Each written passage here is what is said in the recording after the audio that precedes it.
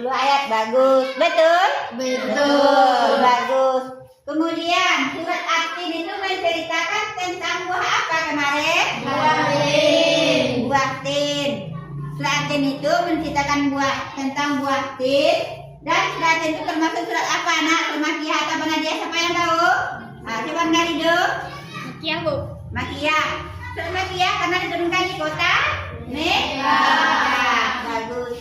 Kemudian kita masuk materi kita hari ini, yaitu tentang sifat wajib rasul dan sifat mustahil bagi rasul.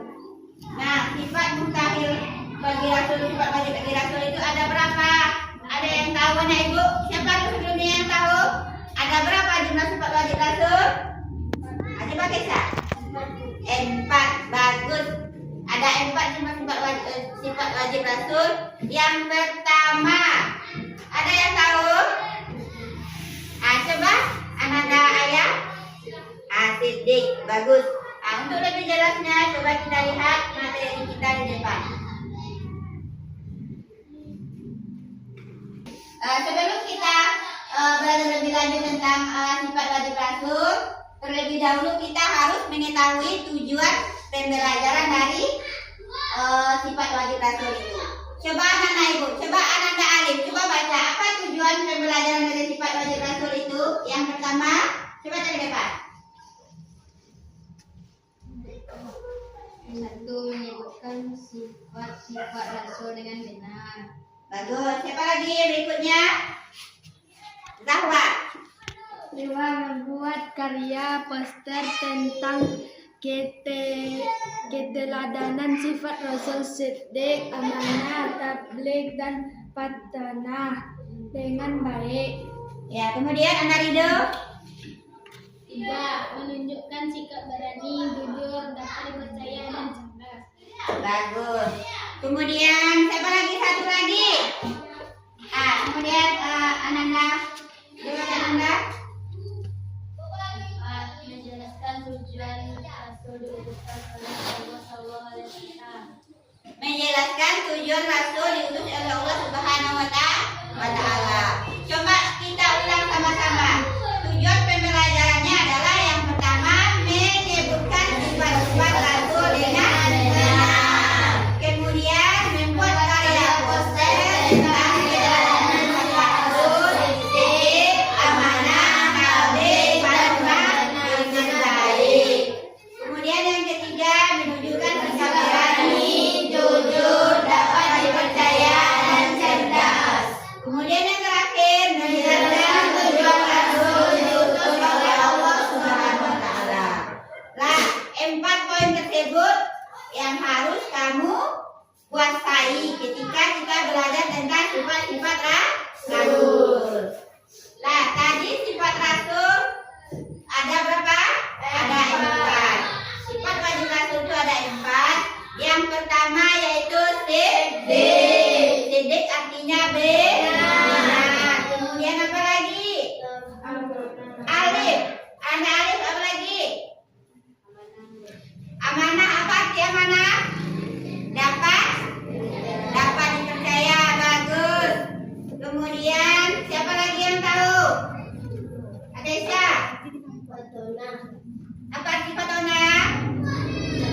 Cerdas. Bagus. Kemudian yang terakhir, tabligh. Apa lagi? Apa arti tabligh? Dapat dipercaya. Jadi semuanya sudah tahu kalau sifat wajib rasul itu ada 4. Nah, ketika kita mengetahui sifat wajib rasul 4, kita juga harus mengetahui kebalikannya. Apa itu kebalikan dari sifat wajib rasul? Sifat mustahil. Sifat mustahil rasul itu juga ada 4 nantinya. Yang pertama apa? Kizib. Kizib itu apa artinya, Dido? Berdusta atau bohong. Jadi mustahil rasul itu pernah berbohong. Rasul itu tidak pernah berbohong seumur hidupnya. Kemudian sudah gitu apa lagi? Kianat. Bagus. Ada apa lagi kianat? Apa arti kianat? Khianat artinya tidak dapat dipercaya. Jadi rasul itu tidak pernah berkhianat. Dia selalu dapat dipercaya dalam segala urusan. Kemudian yang berikutnya apa lagi? Balada, bagus. Balada apa artinya Rido? Bodoh. Jadi sejak Nabi Rasul itu tidak ada yang bodoh. Semuanya pintar semuanya. Cerdas. Nabi Rasul itu adalah orang yang paling cerdas di zamannya. Tidak ada lagi orang yang lebih cerdas daripada Rasul itu. Di zaman beliau dia yang paling cerdasnya, menyelesaikan seluruh persoalan hidup dan permasalahan umat. Kemudian selanjutnya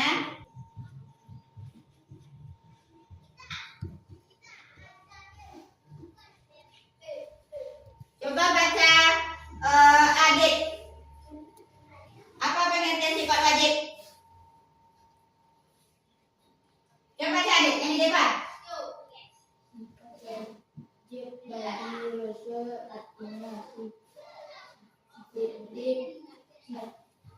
Siapa yang lebih bisa?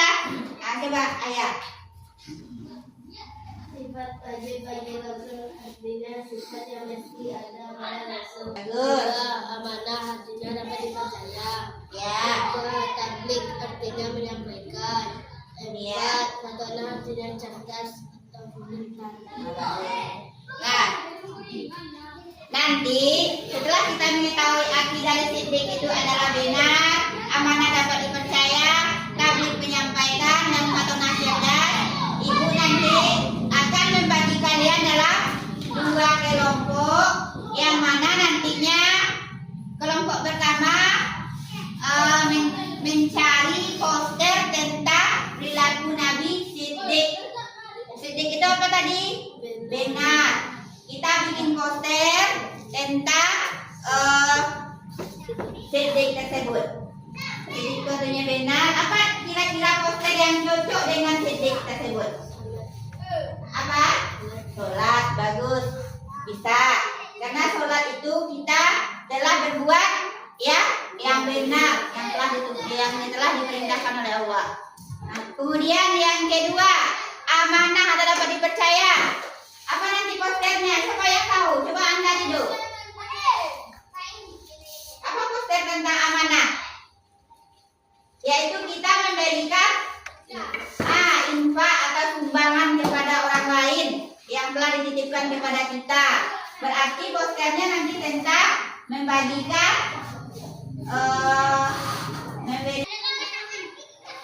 Nah, kemudian yang ketiga tabligh.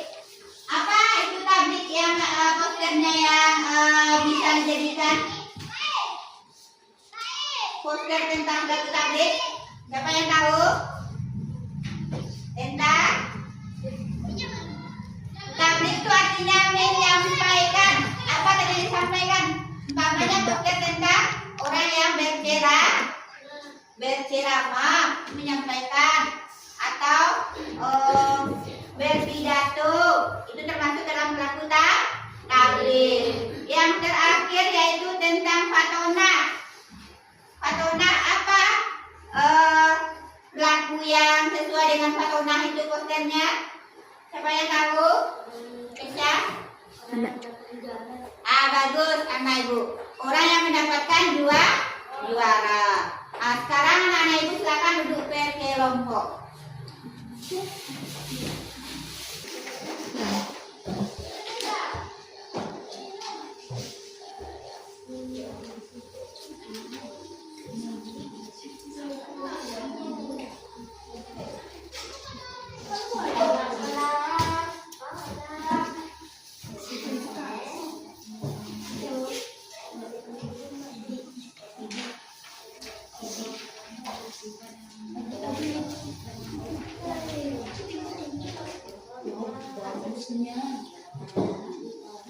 Silakan anak-anak mengerjakan bikin poster yang sesuai dengan laku siddiq, amanah, tabligh, dan fatona. Nah, ibu tunggu waktunya berapa menit? 10 menit? Oke, silakan bekerja 10 menit.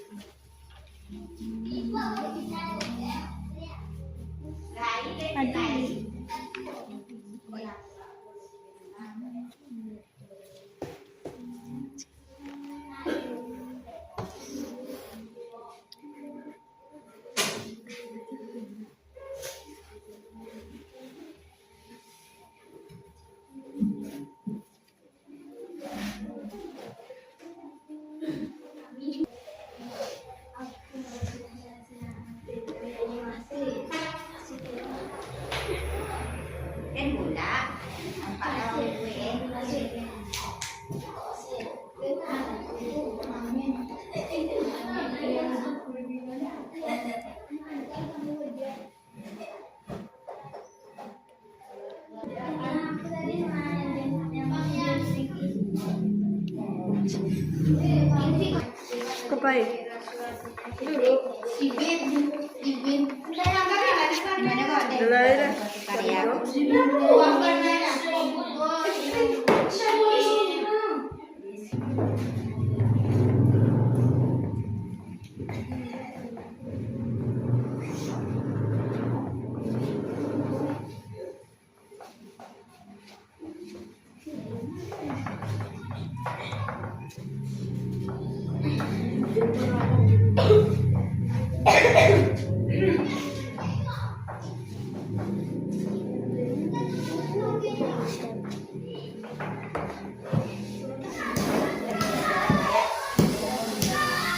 Sudah selesai anak-anakku semua? Sudah, Bu. Baiklah, silakan bagi anak-anak ibu yang sudah selesai presentasikan hasil diskusinya ke depan kelas.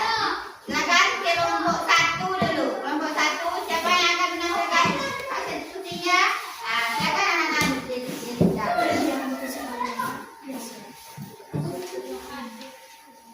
Baiklah.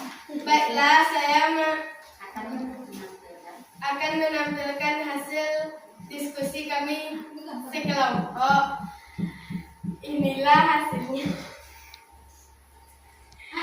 Tablik artinya menyampaikan. Poster yang telah kami gambar. Poster yang hafalan Al-Quran. Nah, bagus. Kan hasil diskusinya ke depan.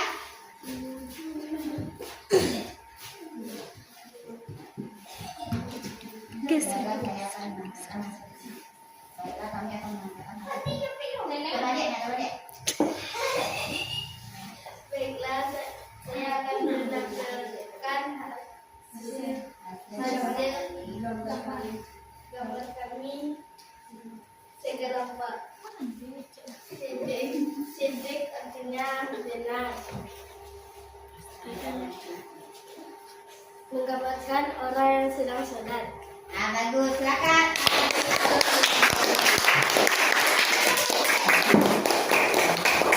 Tentang diskusi, hasil diskusi poster anak-anak ibu itu nanti akan kita pajang di dinding kelas. Kemudian sebelum kita pajang, silakan dikumpulkan dulu ke depan. Nanti kita pajang di depan kelas. 3. Silakan anak-anak ibu tampilkan ke depan hasil poster yang dibikin tadi berkelompok. Semua anak-anak ibu menampilkan ke depan. Terlebih dimulai dari kelompok 1. Semuanya tampilkan ke depan. Geser.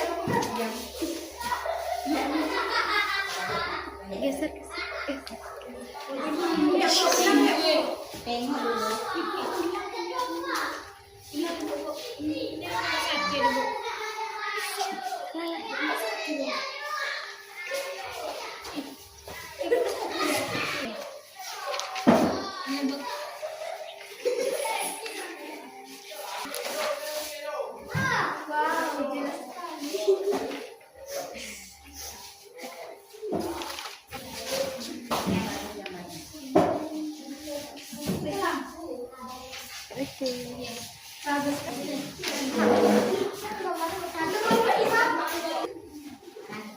Oke.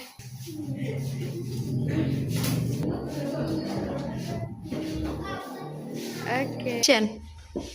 Baiklah, setelah kita belajar tentang sifat wajib rasul tadi, sebelum kita mengakhiri pelajaran, terlebih dahulu kita harus mengetahui tentang tujuan rasul diutus oleh Allah. Siapa anak ibu yang bisa membaca apa saja tujuan rasul diutus oleh Allah? Coba anak-anak sifat. Tujuan Rasul diutus oleh Allah. Ada beberapa tujuan diutusnya Rasul oleh Allah, yaitu sebagai suri teladan bagi umat manusia untuk membagi akhlak umat manusia, mengajak manusia untuk beriman kepada Allah, mengajak manusia untuk hanya